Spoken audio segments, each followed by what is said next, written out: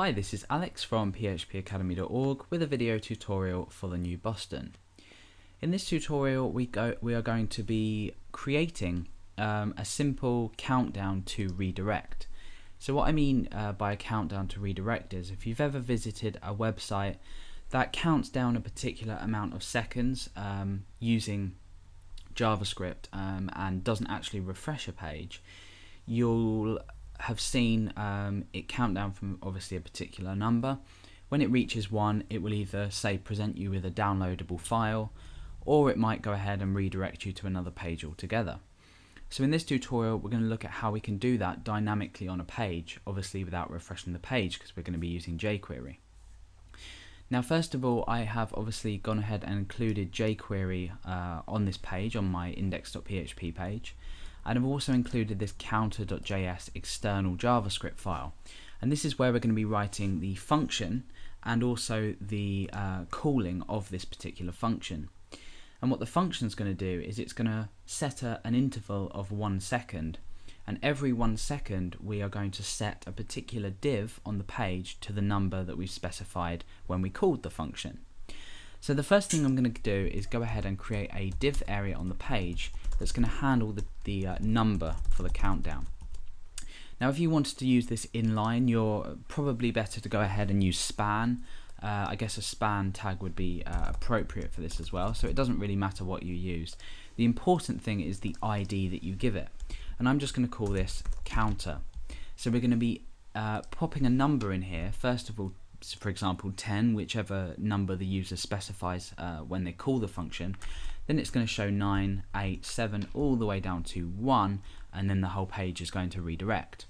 And we're going to specify the URL in the function that we call as well, and we're going to allow our function to take 2 parameters, the first one being the number of seconds to count down from, and the second being the URL that we're going to redirect the user to. So once we've got this span or div or even paragraph set up on the page, wherever you'd like to place the number that's going to be counting down, we can go ahead and start to define our function.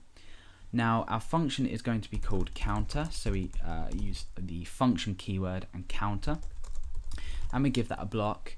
Inside counter we want to take 2 parameters, and the first one is time, so the amount of seconds we want to count down from, and the second is the URL that we want to redirect to. Now this could either be a file, a web page, anything really, as long as it's a valid URL. So underneath here we want to go ahead and actually call this function before we start to define it.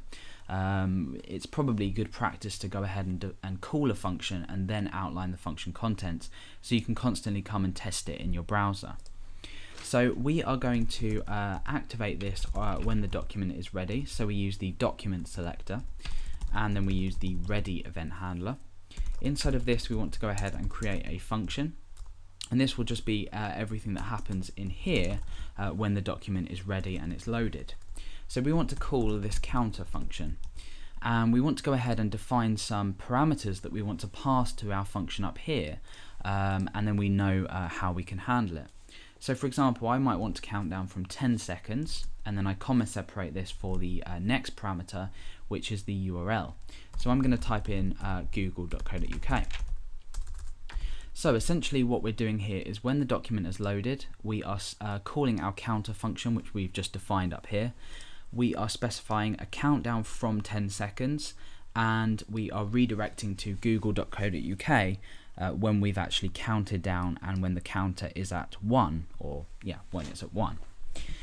Okay, so inside our counter function we need to start to build this functionality now. You'll see that on the page nothing's happening.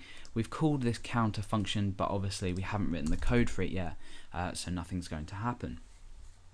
So the first thing we want to go ahead and do is set an interval. Now usually you would set an interval here, and inside of here you would create a function like this. Now this isn't jQuery code, it's actually just original JavaScript code, so we're not really using jQuery to set the interval, but there's no jQuery alternative, I believe. Delay is obviously not a replacement for set interval.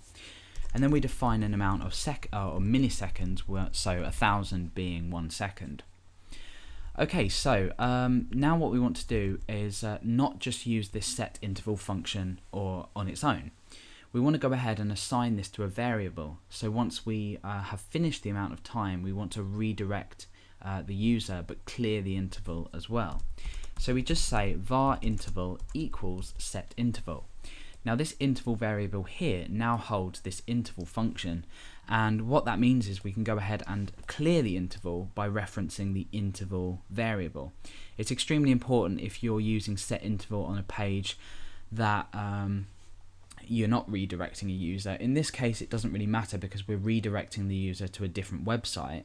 However, if you are using interval frequently, it's important to note that it's always good to set it in a variable so you can use the clear interval function a bit later on. So now we've set up a variable called interval that holds an interval here that essentially works every second. So all the code inside here will run every second, and we can test this just by, say, I don't know, we could go ahead and pop a value inside counter. So let's go ahead and just test that our interval is working. We're going to use a hash selector to select our counter element, and then we're just going to go ahead and I could say append A, for example. So now what's going to happen, every 1 second with this interval, we are going to append the value A to our counter span. So let's go ahead and test that.